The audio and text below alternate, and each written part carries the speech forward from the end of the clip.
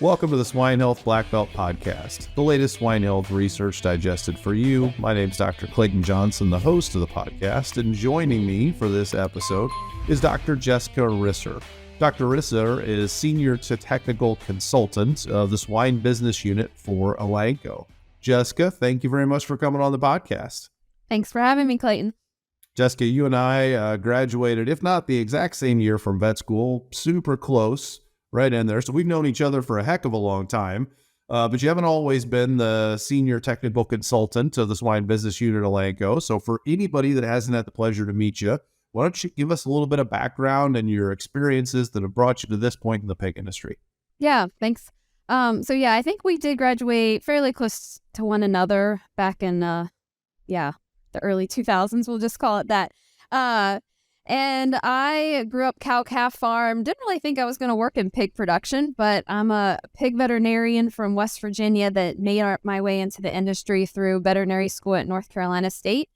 And then joined Country View Clemens Food Group. I was there as their veterinarian for 10 years, and then made my way to Elanco to experience the pharmaceutical side of our industry. Very good.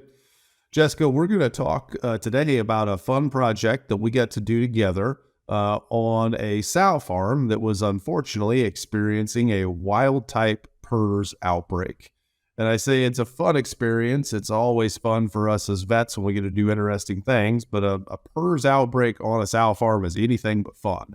But where there is pain, there's opportunity, and that's what we set out to do, was to try and help make the PRRS break better, not necessarily make PRRS a non-event, but try and reduce the clinical signs, reduce the performance impacts.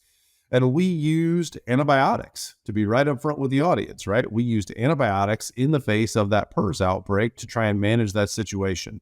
I think it's appropriate that we start with justifying our use of antibiotics and talk a little bit about the background about, why antibiotics with PRRS. Our audience knows PRRS is a virus and antibiotics target bacteria. So let's start with connecting the dots a little bit for the audience on background. Why could antibiotics potentially be appropriate in the face of a PRRS infection? And if I remember correctly, Clayton, in this situation, there was some indication that you knew that you were bringing PRRS into the sow farm. That's correct. That was also advantageous in this project, and allowed us then to plan a little bit more in advance of, okay, what mitigation efforts do we want to put in place?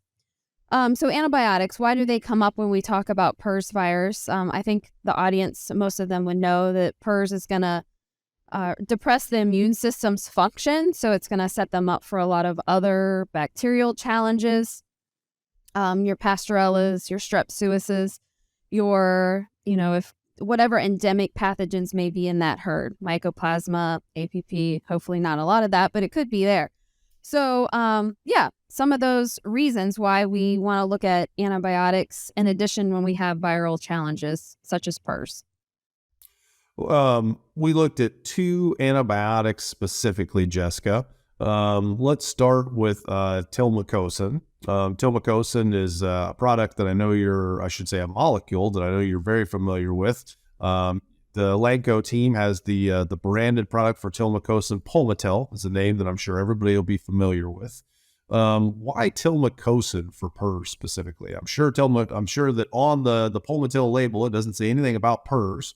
But what do we think? Is it only the secondaries, or are there some other unique attributes of Palmitil that help us in a PRRS situation? Yeah, so Palmitil, the premix, which is the feed additive version of 𝗕𝗰𝗄𝗀 that we have at Elanco here, that label would be for control of swine respiratory diseases associated with APP and Pasteurella. So no indication there for PRRS virus. However, our Palmitil AC label, which is the water additive 𝗕𝗰𝗄𝗀, in herds that are Mycoplasma positive, it also has the PRRS label.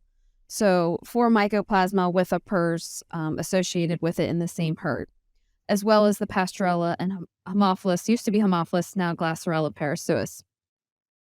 So in between those two products coming out, there was some research presented, and it's I believe it was at IPVS, and showing some in vitro work done with 𝗕𝗰𝗄𝗀 having antiviral capabilities with PRRS virus.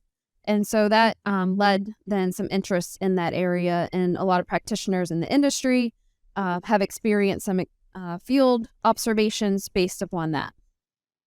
I've seen some of those field observations in the form of case studies. Veterinarians who had a similar situation to ours where they knew a PRRS infection was imminent, was either, on the same site, but not in this barn yet, or was maybe at a sister site kind of across the road, and you knew the infection was coming. And certainly looks like it has a nice impact in those situations when you can proactively utilize it. And I think that's been pretty well documented. And I think we can get a little bit nerdy here, Jessica. We understand a little bit about why the viremia is lessened with 𝗕𝗰𝗲𝗀𝗁.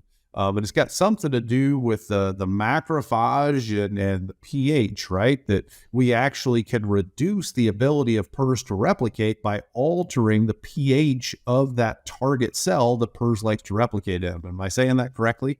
Yeah, pretty much. So 𝗕𝗰𝗲𝗀𝗁, what it concentrates itself inside macrophages, mainly in the pulmonary lung, the lung tissue, where a lot of these respiratory challenges are, of course. And then it changes the pH in the lysozyme, which is the organelle inside the macrophage, which then alters that environment in which the PRRS can no longer replicate. So we've got the ability to harm PRRS's replication. The virus has to replicate to make new copies of itself to go infect other cells, and we have the ability to manipulate to our advantage and reduce that capacity. And, for I'd say several years I've understood that. And for several years I've incorrectly told people that, Palmitil has some of this activity because it's a macrolide. And there are other macrolide antibiotics that also concentrate in those similar macrophage cells in the respiratory system. And that, the other macrolides probably have the same impact. And specifically, I would tell folks that with 𝗕𝗰𝗲𝗏. But I know we're using a lot of big fancy molecule terms here, but 𝗕𝗰𝗲𝗏 would be the active ingredient in the branded product, Draxxin, and there's certainly other brands out there. 𝗕𝗰𝗄𝗃 would be one that your team works with. So if you've heard of 𝗕𝗃𝗃 or Draxxin, you're familiar with 𝗕𝗰𝗲𝗏. And I told people incorrectly that, we might have the same impact with that. But 𝗕𝗰𝗲𝗏 can help, but it helps in a slightly different way, as I better understand it now.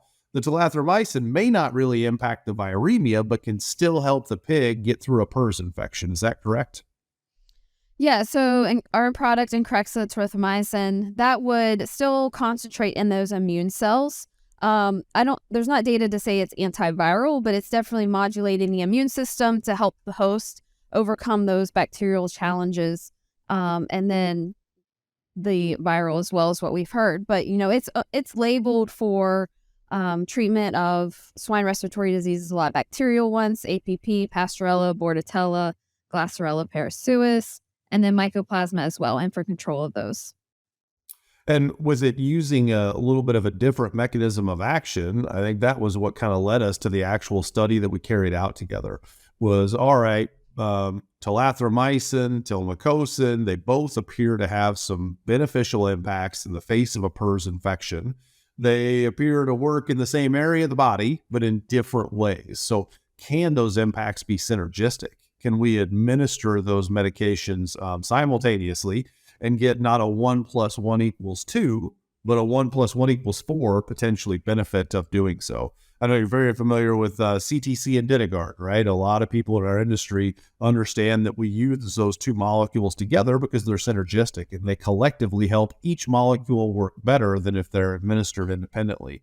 And that's ultimately what kind of led us to our trial. And it's all fresh in my mind for prepping for the podcast here, Jessica. So if you're good with it, I'll kind of run through what happened, what was the scenario. I'll kind of lay out the materials and methods. Then we can dive into some of the results and conclusions. Sure. So was a sow farm that I get the benefit of working with. And as Jessica mentioned, we somewhat knew that the sow farm was going to become infected with PRRS. And in this situation, the GDU was the initial spot of infection. New wild-type virus was identified in the gilt development unit of this sow farm. That producer took the decision to say, I don't think that dumping my GDU is going to keep it out of the main farm. I think there's too big of a risk that it's going to get into my main farm, into my gestation and farrowing. So we're going to live with the fact that we have PRRS on the farm. But we found it before it had got into gestation. So we had the ability to somewhat get prepared for this trial and line up when were we going to medicate. And specifically, we wanted to medicate after the PRRS infection had happened. And I know that sounds odd, right? Why wouldn't you want to be proactive? And really, we did this to try and represent the real world situation. And what I mean by real world situation is the fact that we generally don't have that luxury of knowing that PRRS is coming. We typically know that PRRS is there. By the time we know it, the horse is out the barn and halfway across the pasture, meaning that the PRRS is all over our farm. And so a lot of the previous work that had been done with 𝗕𝗰𝗽𝗏, 𝗕𝗰𝗲𝗀𝗃 in particular, was that if you could pre-dose the animals, if you could get that antibiotic in ahead of the challenge, you could clearly have a hugely positive impact on performance. Reduce the abortions in your mated inventory, and reduce the sow death loss that you're going to have as well. But for producers, it's always a struggle to translate that to after the outbreak. Because in the research that's been done, we put those antibiotics in place, then we intentionally challenge the animals, then we see the impact. Well, the real world situation is the animals get challenged, then we have the choice with the animals already sick, do we put the intervention in or not? And that's what we did in this situation. We waited until the virus was diagnosed in the main sow farm. So it had made the leap out of that GDU and into the main gestation barn. And that's where we went in and we did, I think I'll say this correctly, a factorial trial where we had 4 different treatment groups. So we had our control animals, which were gestating sows that received neither 𝗕𝗰𝗄𝗀 nor 𝗕𝗏𝗏𝗏𝗏. So no Encrexa, no Pulmotil. That was a control group of about 500 gestating animals. We also had treatment groups of just each antibiotic individually. So we had 𝗕𝗏𝗏𝗏𝗏 and we had 𝗕𝗰𝗄𝗀. We had Encrexa and we had Pulmotil. We had 500 animals that were each administered one of those molecules. Okay, so 1,000 total animals that just got one antibiotic. And the remaining 500 animals, so 2,000 animals total on this trial, the remaining 500 animals got both. They got both Pulmotil and Encrexa. Okay, so we got 500 that had nothing. They went through the PRRS break with no real intervention in place. We had 1,000 animals that either got Encrexa or got Pulmotil. So they got one or the other. And then we had another 500 animals that got both. And then we measured the performance, what happened to those animals. Before we go into the results, Jessica, do you want to share a little bit with the audience on what the labeled recommendation is for Encrexa and for Pulmotil? Because we didn't do anything off label here. We didn't try to get too creative. We just said, okay, at labeled dose for the Encrexa, at labeled dose for the Pulmotil, and what is the response? You want to kind of talk through what are producers' options for each of those interventions? Yeah, so Pulmotil in the feed would be labeled for 181 grams to 363 grams per ton. Now, because you're giving it in gestation and lower feed intake, we did go on the higher end with the 363 grams per ton, just to make sure we're still getting the same milligrams per pound body weight. And that's administered for 21 days. And then Encrexa, that's intramuscular injection, of course, 2.5 mg per kg. So that's about 1/4 cc per 22 pounds. Pretty large dose, I think, for a gestating sow. Do you remember what the actual cc's was that you gave? We administered 5 cc's to each animal. Yep. Okay. The thing that I do want to call out that we didn't do, that in hindsight we should have, is there was no sham injection to the non-Encrexa animals. So if you kind of remember the factorial trial design I laid out, there were 1,000 animals that did not get Encrexa. The true controls that didn't get either antibiotic, they didn't get it. And then the animals that only got Pulmotil, those 500 animals also didn't get any Encrexa. But there were about 1,000 gestating sows and gilts that did get Encrexa. So the ones that got Pulmotil and Encrexa, and then the ones obviously that just got Encrexa. What I want to highlight here, Jessica, in my trial design and execution was not good on my end. The 1,000 animals that didn't get Encrexa, they got no sham inoculation. To your notes, the Pulmotil is administered through the feed. And I don't think we would typically do a sham inoculation of the feed. But a mass injection event is a stressful event, no matter how you do it.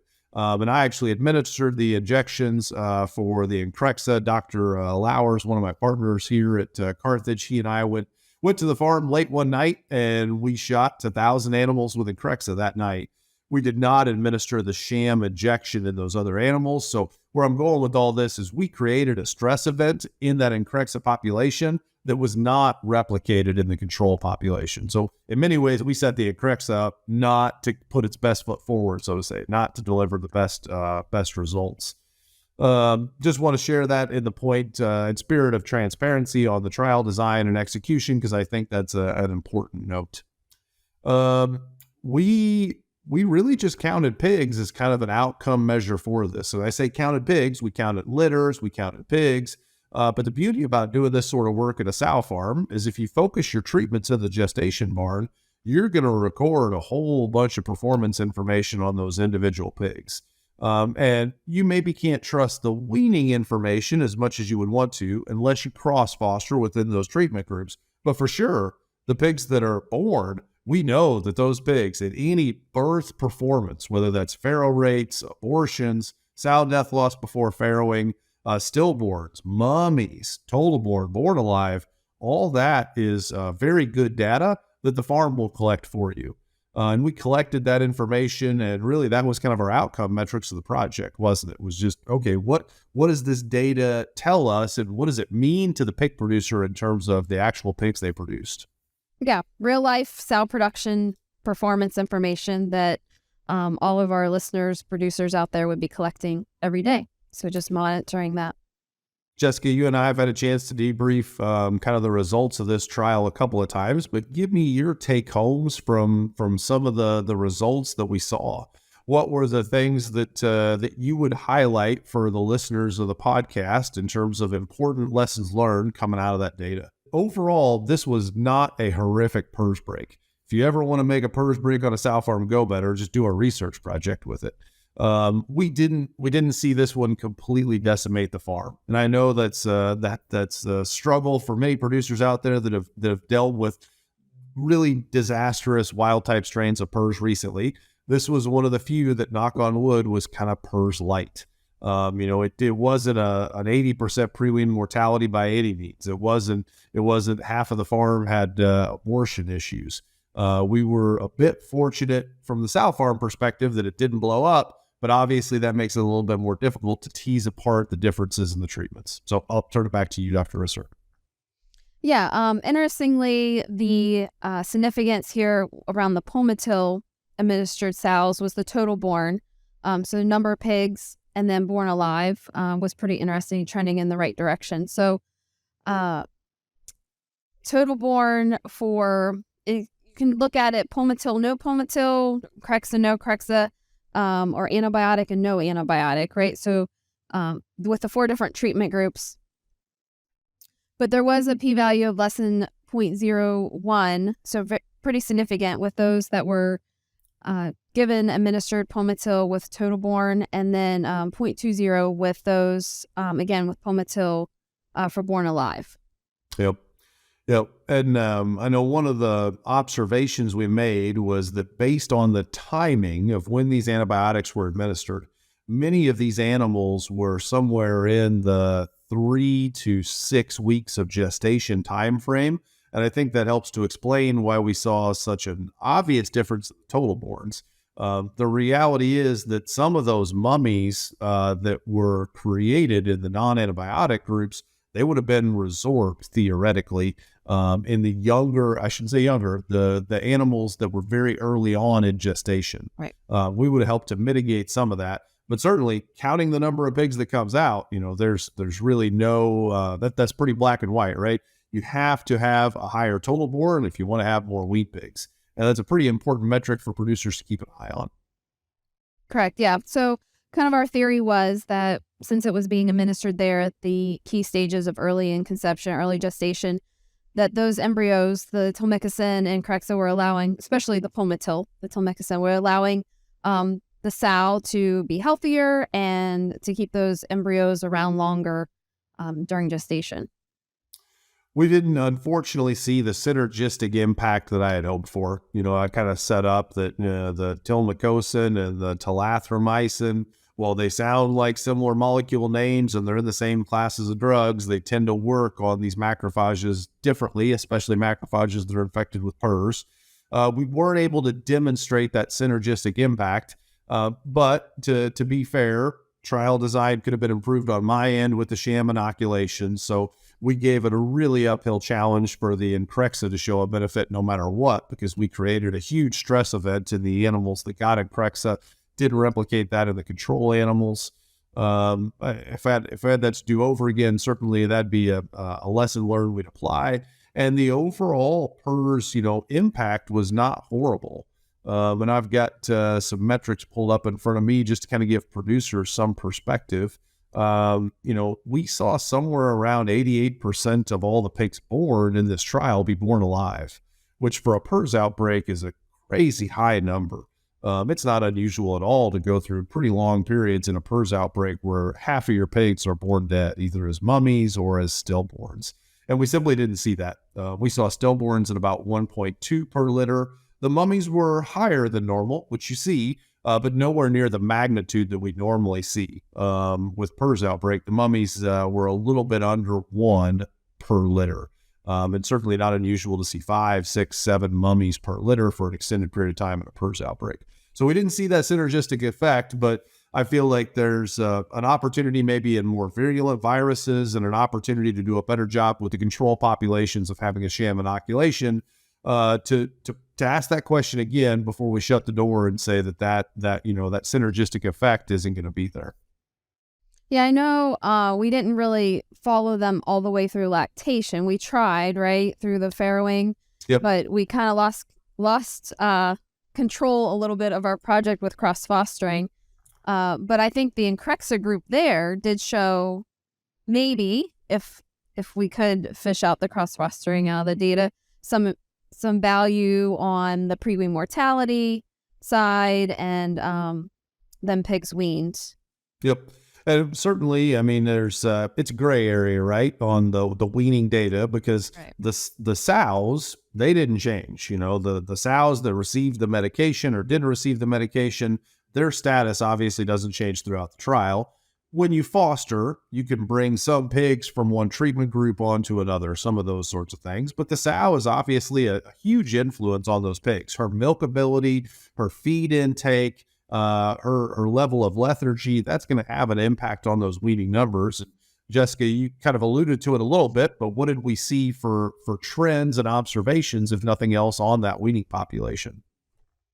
Yeah, so our pre-wean mortality was the lowest within 𝗕𝗃𝗃𝗃𝗃, about 2% lower than any of the other groups. Unfortunately, the two together was higher than the 𝗕𝗰𝗽𝗀𝗃𝗃𝗃 and 𝗕𝗃𝗃𝗃 together were higher than the 𝗕𝗃𝗃𝗃𝗃 by itself. And then pigs weaned by treatment group, of course, then was highest at almost 11 per sow with the 𝗕𝗃𝗃𝗃𝗃 pigs. Sows, Yep. Yeah, those litters. I think most producers out there would take an 11 wean in the middle of a PRRS break. I think most producers would say that's successful. We can live with that. And I think it's a good point of clarification, something to emphasize to our audience here. This is a research-focused podcast. And while we would love to do all these things in BSL-2 facilities with research staff that take care of these pigs 24 hours a day, the cost in doing those trials is massive. But don't discount your opportunity in a sow farm to be able to collect similar data to this. This is a sow farm that has the benefit of being a research sow farm. So that's one piece of it. The main benefit there is we've got ESF, electronic sow feeding systems, in the sow farm, and 2 different feed lines going to each ESF feeder. So that lets us do the feed medication, yes or no, on a individual animal basis, because we can set the feeders, the ESF system, to feed animals line 1 or line 2, medicated or non-medicated. But even if you don't have that situation at your sow farm, whether that's a crated sow farm, or maybe you have ESF but just one feed line, like most sow farms are going to have, an injectable treatment like 𝗕𝗃𝗃𝗃𝗃, you can actually get good data on. You can go through, you can enroll your sows and your gilts into the trial. You can decide who's a control, who's a treatment. You can give the treatment to the animals that receive the medication. You can do a sham inoculation with saline or something like that to the animals who don't, to mimic that stress event we've talked about a couple of times now. And then it's kind of sit back and wait until they farrow to collect that farrowing data. And you don't need an army of research personnel to collect that data. As long as you have a records package and you're collecting the birth data, the farrow date, the number of pigs total born, the number of pigs born alive, and any pigs that aren't born alive, those attributes to them, stillborns, mummies, whatever, you've got a bunch of data right there. Now, to gather the weaning data, then it gets a little bit more complicated. You're going to need some probably additional staff in the farrowing house to help oversee the cross-fostering process. And you can still cross-foster, but you need to cross-foster within treatment group. So you need to flag sows of the different treatment groups. If it's just two different treatment groups, meaning, group 1 didn't get medication and group 2 did, two different color cards, two different colorways of signaling, putting all the treatments and non-treatments in their own rows, things like that could be done to help make it easier to execute on the farm. But that may not always be everybody's situation. And I just go through all that, Jessica, to let everybody know, if you've got a sow farm, you can do very similar work to this on your own, even if it's not a research sow farm. You can collect some similar data on something like 𝗕𝗃𝗃𝗃, and you can help to answer that. If you do have a sow farm PRRS outbreak, should we be doing this to all the animals? Start with half. Review the data of what the half tell you, and that'll help you to put together a long-term plan that's the best value proposition for your business. Yeah, definitely. There's ways to do side-by-side, before and after, year over year, or break from one break to the next, if you're unfortunately in that situation, by digging into your data and just looking at what performance data you have already even, and then with interventions, knowing when you put interventions into place. Very good. Jessica, we talked about research project, shared the results, and hopefully there's some good take-homes for the audience there. Let's switch gears a little bit and just talk about field application of PRRS management strategies. Your team has a pretty large portfolio of PRRS management tools for producers to use. We've hit on a couple of them with 𝗕𝗃𝗃𝗃 and 𝗕𝗰𝗃𝗃. But what are you seeing for producers managing PRRS outbreaks at sow farms in the field today? What are kind of the common applications that you see, and any lessons learned you can share with the audience if they do have a PRRS outbreak they got to deal with in the future? Yeah, so around these two products, 𝗕𝗰𝗃𝗃𝗃 and 𝗕𝗃𝗃𝗃, like you said, we have a pretty broad portfolio. We also have our modified live virus vaccine Prevacent PRRS that can be administered to sows and pigs. But focusing on these two products, 𝗕𝗰𝗃𝗃 and 𝗕𝗃𝗃𝗃, customers and just field experience, like you said, administering if you know a break is going to be coming, which is fairly infrequent, but 𝗕𝗰𝗃𝗃𝗃 products, 𝗕𝗰𝗃𝗃𝗃𝗃, especially when you have mycoplasma around as well, it's pretty common to get that in as soon as there's even suspicion of PRRS. I know folks in the field that they don't wait for the diagnostics to come back from the lab. It's let's get AC into the sows as fast as we can, and then we'll see what we need to do afterwards, just to make sure that they are mitigating those production losses, the abortions and stillborns. And if they know, we have practitioners that still may use the LVI strategy for stabilization. And if they know that they're going to have that event, they may put a medication, a 𝗕𝗰𝗃𝗃𝗃 and 𝗕𝗃𝗃𝗃, something in place ahead of time to just soften the production losses from that as well, because that can, even though it's a wild type that's been in the herd already, it can cause some production losses post-administration. Those are a couple examples that we have, but there's lots of variations. I think every practitioner has their own preference on how to handle and mitigate the PRRS losses. For producers that may choose to put 𝗕𝗰𝗃𝗃𝗃 into the diets at their farms, do you see the 363 level being most common in gestation? And then if so, do you see that same level going into lactation, or do you see some differences in application there? Oh, good point. We didn't mention the lactation level. So 363 is mainly gestation, where there's a lower overall feed intake. In lactation, where we're really hoping the sows eat more so that their milk production stays up and their body weight and conditions stay well, that's a 181 gram per ton level in lactation. So it is a lower inclusion in the feed, but the sows they're going to be eating more, so they're eating the same level that they're consuming individually. Very good. Well, Jessica, I want to thank you and the entire Elanco team for allowing me to collaborate with you folks on this project. It was very rewarding for me personally, because I think we as an industry owe it to pig producers to try and offer up new solutions to PRRS. The only producers I know today who are happy with PRRS are the ones who don't have it. We've got an enemy that gets better and better all the time. The newer strains of the viruses we deal with, it sure seems like they're more virulent. They tend to blow through our biosecurity mechanisms more often than what we want. And the reality is, as an industry, we still have 20 to 30% of the sows every year that become infected with a new wild type strain of PRRS. So we've got to have outside the box solutions that get brought forward. And we've got to trial those solutions with good scientific practices, exactly like we did in this situation. Not just throw it at the farm and say, okay, let's try it, and then we'll do the kind of, stick our finger in the air and guess whether we think it was better or not. But take the scientific evaluations that are available to us. In this situation, we could look at the feed medication, but we talked about the ability with 𝗕𝗃𝗃𝗃 to, do this sort of work on any sow farm in the U.S. in the middle of a PRRS outbreak. And, hopefully you get done with that trial and you say, boy, I wish I would have given the intervention to all the animals. And if so, fantastic, and you can apply that later on.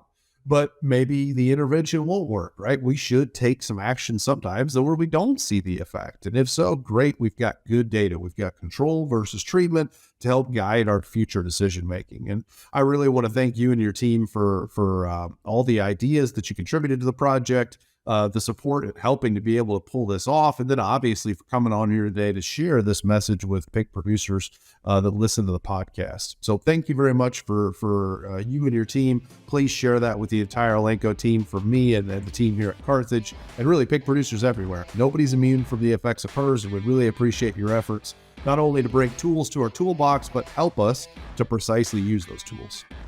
Yeah, it was fun, Clayton. Thanks for having me on. Well, thanks for coming on the show. To our audience, thanks for listening in to the Swine Health Black Belt podcast. If you haven't checked out our website, please check us out at swinehealthblackbelt.com. Please do subscribe to the podcast so that you get our new episodes every Friday. For Dr. Jessica Risser, I'm Dr. Clayton Johnson. Thanks for joining us, and please have a great rest of your day.